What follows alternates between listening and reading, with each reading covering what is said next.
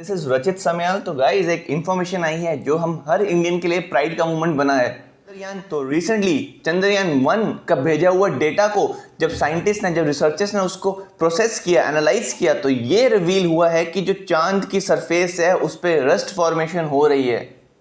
देखिए एक जर्नल है साइंस एडवांस, इस साइंस एडवांस का कहना है, इन्होंने इसरो के चंद्रयान 1 ऑर्बिटर के डेटा को प्रोसेस किया, एनालाइज किया और ये रिवील किया कि चांद के पोलर रीजन्स में पे जो रॉक फॉर्मेशन है उसकी जो कॉम्पोजिशन है वो डिफरेंट है as compare to the other areas of the moon. तो रिसर्चर्स का यहां पे कहना है कि उन्होंने हेमेटाइट, जो एक कॉमन आयरन ऑक्साइड है जिसे हम रस्ट भी कहते हैं, उसको आइडेंटिफाई किया है on the moon surface, on the lunar surface. तो ये जो डेटा रिवील हुआ है इसरो से, डेटा रिसीव हुआ था इसरो के चंद्रयान 1 मिशन से, ये रिवील करता है कि चांद पे रस्ट फॉर्मेशन हो रही है। देखिए रिसर्च यहां पे ये सजेस्ट करती है कि जो मून है वो स्लाइटली रेड टर्न हो रहा है, जिसका मतलब है कि वहां पे reddish black mineral form of iron की फॉर्मेशन होती जा रही है, जिसे हम हेमेटाइट भी कहते हैं, और ये पर्टिकुलरली पोल्स पे देखी जा सकती है। तो गाइस इसको पढ़ने से पहले हमें यह देखना पड़ेगा पहले चंद्रयान मिशन है क्या, चंद्रयान 1 मिशन था क्या। तो देखिए ये इंडिया का फर्स्ट स्पेसक्राफ्ट मिशन था जो हमने लूनर सरफेस को स्टडी करने के लिए भेजा था इन 2008। और इस लूनर मिशन ने काफी डेटा को गैदर किया और इस डेटा की हेल्प से काफी न्यूमरस डिस्कवरीज भी हुई। बट जो सबसे मोस्ट इंपॉर्टेंट डिस्कवरी थी गाइस, तो वो थी that was the revelation of the water molecules. Water molecules की रेवलेशन, लूनर सरफेस पे वाटर मॉलिक्यूल है, ये इसरो के डेटा को एनालाइज करने के बाद ही सामने आया। तो इस मिशन में नासा के बने हुए इंस्ट्रूमेंट का भी इस्तेमाल किया गया। वो इंस्ट्रूमेंट है दैट इज M3 इंस्ट्रूमेंट, जिसे हम कहते हैं मून मिनरोलॉजी मैपर। ये जो मून मिनरोलॉजी मैपर है, इसका इस्तेमाल मून के ऊपर जो मिनरल कॉम्पोजिशंस हैं उनको एनालाइज करने के लिए किया गया था। और डिफरेंट इंस्ट्रूमेंट्स का भी इस्तेमाल किया गया था। जैसे हम आपको बता सकते हैं कि इसके ऊपर एक मिनीसार नाम का इंस्ट्रूमेंट भी था। मिनीसार का मतलब है मिनिएचर सिंथेटिक अपर्चर रेडार।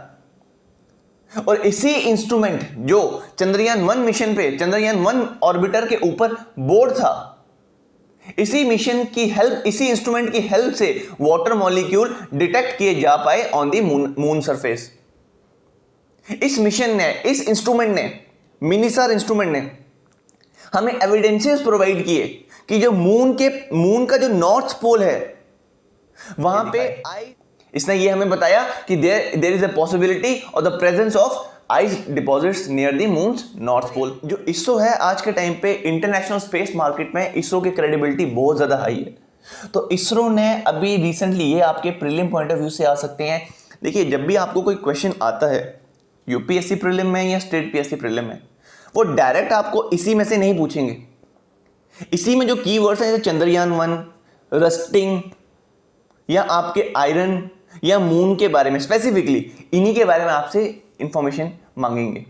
वो डायरेक्टली आपको पूरा इसी में से नहीं पूछेंगे, वो इसमें से चंद्रयान को वो पिक कर लेंगे, चंद्रयान मिशन को पिक कर लेंगे, इसरो को पिक कर लेंगे, उसमें से क्वेश्चन पूछे जा सकते हैं। इसलिए हमारी जो अप्रोच होगी, हम हर चीज को होलिस्टिकली एनालाइज करेंगे। तो देखिए गाइस 2022 में इसरो का प्लान है कि वो कुछ लोगों को स्पेस में भेजेगा। तो इस मिशन को, मींस मैन्ड मिशन को प्लान कर रहा है इसरो, और 2022 में इसरो ने हमारे इंडियंस को स्पेस में भेजना है। तो इस मिशन का नाम है गगनयान मिशन, गगनयान मिशन। और यहां पे इसरो का एम है कि 3 मेंबर क्रू, 3 लोगों को 5 से 7 दिनों के लिए स्पेस में भेजा जाएगा इन लो अर्थ ऑर्बिट। धरती से 400 से 700 किलोमीटर की ऊंचाई पे लोगों को यहां पे भेजा जाएगा फॉर 5 to 7 डेज बाय 2022। और इस चीज के लिए इसरो ने रशिया की एक फर्म ग्लैव कॉस्मोस, उसके साथ एग्रीमेंट भी साइन किया है to select the astronaut for the countries Gaganyaan mission. I hope आपको चंद्रयान के बारे में इंफॉर्मेशन मिली और इसरो के न्यू अपकमिंग प्रोजेक्ट के बारे में भी इंफॉर्मेशन मिली हो। देखिए चंद्रयान 2 मिशन भी हमने लास्ट ईयर 2019 में हमने लॉन्च किया था। इसका टेक ऑफ तो सक्सेसफुल था, बट अनफॉर्चुनेटली जो लैंडर था, विक्रम लैंडर, जो मून की सरफेस पे लैंड करना था, मून की डार्क साइड पे इसने लैंड करना था, उसका कांटेक्ट हमारे स्पेस रिसर्च ऑर्गेनाइजेशन के साथ कांटेक्ट लॉस हो गया। कुछ ही के रहते थे उसको लैंड करने में, तो इंफॉर्मेशन कट हो गया था तो हम इसको पार्शियल सक्सेसफुल मिशन कह सकते हैं, दैट इज चंद्रयान 2 को। अब देखिएगा जैसे मैंने अभी आपको बताया कि यह कहा गया है कि मून के सरफेस पे एक रेडिश ब्लैक आयरन की एक न्यू फॉर्म देखने को मिली, रेडिश हेमेटाइट देखने को मिली है। अब देखिए इंपॉर्टेंट क्यों है ये, आज सबसे ज्यादा बात क्यों हो रही है इसके बारे में, इसका कारण है दैट इज 2 की एलिमेंट्स। देखिए जब कोई भी रस्ट या आयरन ऑक्साइड ये बनती है इन द प्रेजेंस ऑफ 2 की element that is water and oxygen. जब ये दोनों कांटेक्ट में आते हैं आयरन के साथ तो इट फॉर्म्स अ रस्ट। देखिए होता क्या है, रस्ट बनती कैसे है। देखिए रस्ट में एक केमिकल रिएक्शन होती है। तो जैसे हम जानते हैं कि जो मून की सरफेस के ऊपर है, मून की सरफेस पे आयरन रिच रॉक्स हैं, तो जो रस्ट है ये रस्ट प्रोड्यूस कैसे हो रही है, जो ऑक्सीजन है, ऑक्सीजन इलेक्ट्रॉन्स रिमूव करेगी इन आयरन रिच रॉक से। मींस ऑक्सीजन की वजह से ऑक्सीडेशन रिएक्शन होना स्टार्ट होगी मून की सरफेस के ऊपर, और इसी ऑक्सीडेशन रिएक्शन की वजह से रस्ट फॉर्मेशन होना स्टार्ट होगी। जैसे हम लोग सब जानते हैं कि मून के ऊपर कोई वाटर का सोर्स नहीं है, ऑक्सीजन का सोर्स नहीं है, तो यहां पे बात आती है कि ये चीजें आई कहां से, ये रस्ट फॉर्मेशन हो कैसे रही है। हम सब जानते हैं कि moon is a airless body, उसका एनवायरनमेंट नहीं है। तो साइंटिस्ट यहां पे ये क्लेम करते हैं कि जैसे हम कि मून के ऊपर कोई एयर नहीं है, बट मून के ऊपर हाइड्रोजन तो बहुत ज्यादा प्रेजेंट है। अब देखिए हाइड्रोजन प्रेजेंट कैसे है, हाइड्रोजन कहां से आ रही है। हाइड्रोजन एक लाइट गैस है, मून का अपना इन्वायरमेंट नहीं है, और अपना इन्वायरमेंट ना होने की वजह से ये गैसेस को होल्ड नहीं कर पा रहा है, तो गैसेस एस्केप कर रही। तो हाइड्रोजन कहां से आ रही है, देखिए मून तक हाइड्रोजन को लेके आ रही है दैट इज सन की जो अपर एटमॉस्फेयर होता है जिसको हम बोलते हैं कोरोना, ये कोरोना एक फिनोमिना को रिलीज करता है, उस फिनोमिना को बोलते हैं सोलर विंड्स। ये सोलर विंड्स ट्रेवल करती हैं थ्रू आउट द यूनिवर्स, ये हमारी धरती पे भी आती हैं सोलर विंड्स। जो आप नॉर्थ पोल की तरफ आप जो अरोरा बोरियोलिस देखते हैं, it is a result of the solar winds. अब देखिए सोलर विंड्स के अंदर होता क्या है, solar winds are rich in hydrogen, और ये अपने साथ जो हाइड्रोजन लेके आती हैं, ये हाइड्रोजन को डिपॉजिट करती हैं ऑन दी मून सरफेस। तो यहां पे ये क्यूरियोसिटी का कारण बनता है, क्या हाइड्रोजन के कारण रस्ट फॉर्मेशन हुई। तो साइंटिस्ट का यहां पे कहना है नो, जो हाइड्रोजन है, hydrogen act as a reducer, oxygen act as a oxidiser, hydrogen act as a reducer.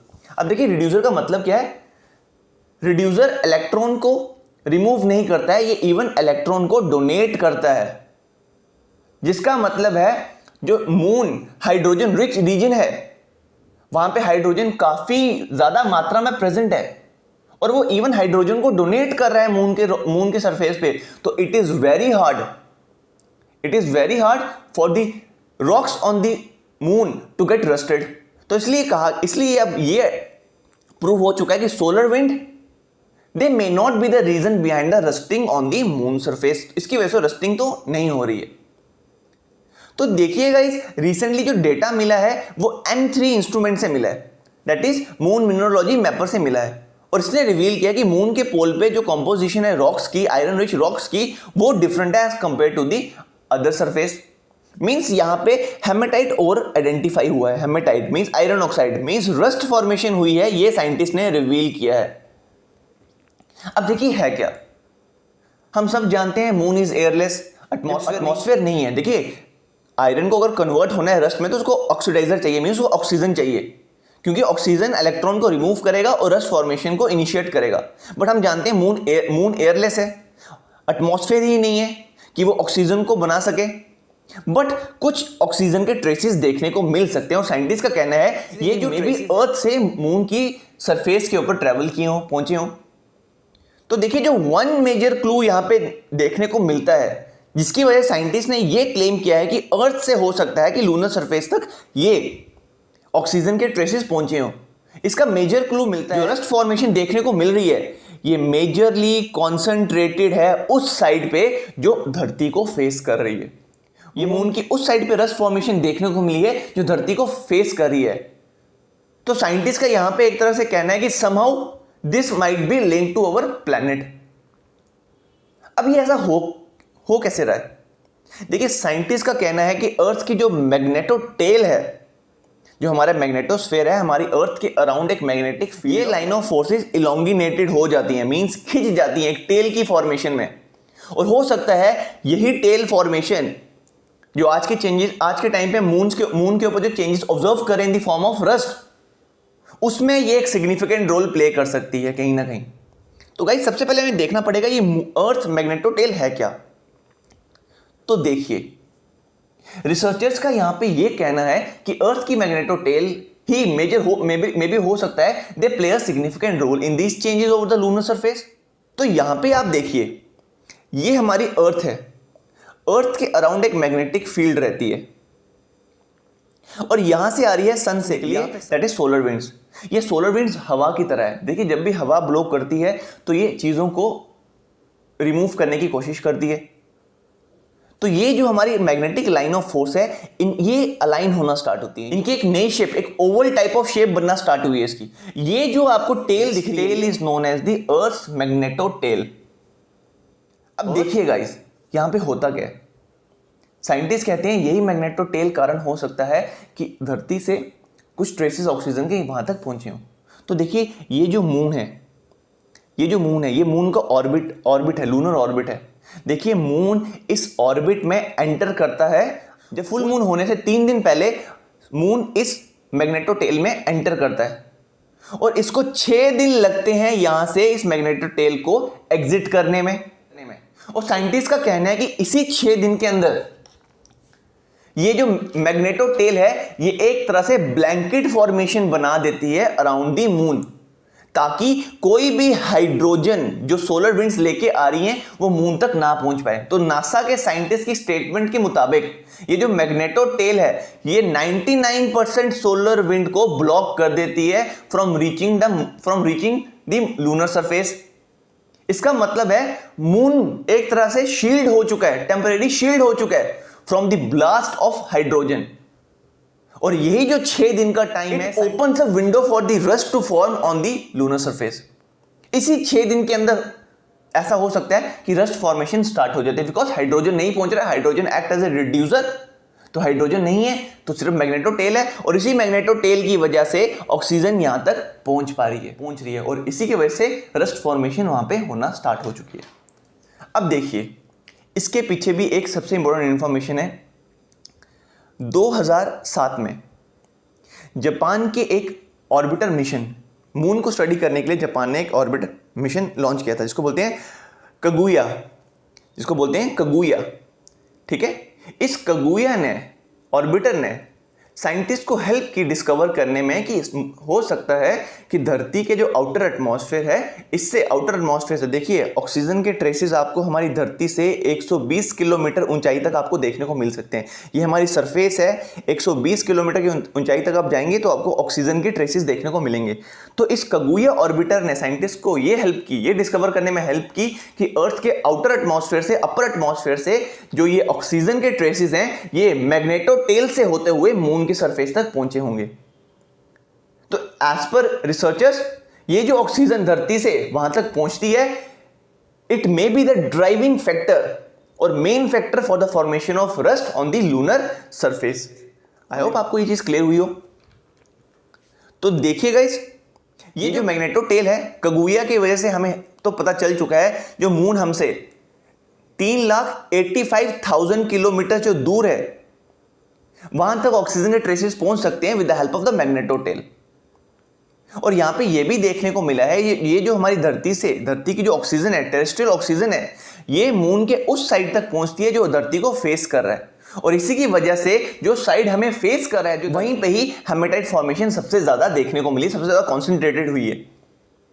और इन एडिशन यहाँ पे ये भी देखने को मिला है, ये जो मैग्नेटो टेल है ये हाइड्रोजन मॉलिक्यूल जो सोलर विंड रिलीज करती है उसको मून की सरफेस तक पहुंचने से ब्लॉक कर रहे हैं, जिसका मतलब ये है कि हाइड्रोजन मून की सरफेस तक नहीं पहुंच पा रहे हैं। और उसी 6 दिन के अंदर जब मून मैग्नेटो टेल के अंदर रहता है उसी 6 दिन के अंदर रस्ट फॉर्मेशन हो रही है। देखिए अब यहाँ पे इंफॉर्मेशन, इतने चंद्रयान आज के टाइम पे पूरी दुनिया चंद्रयान की क्रेडिबिलिटी को काफी ज्यादा प्रेस कर रही है। देखिए अभी तक तो हमें यही पता था, 2007 के कगुया जो ऑर्बिटर है वहां से हमने ये तो डिकोड कर लेते थे चांद के ऊपर ऑक्सीजन है, आयरन भी है, रस्ट बन सकती है।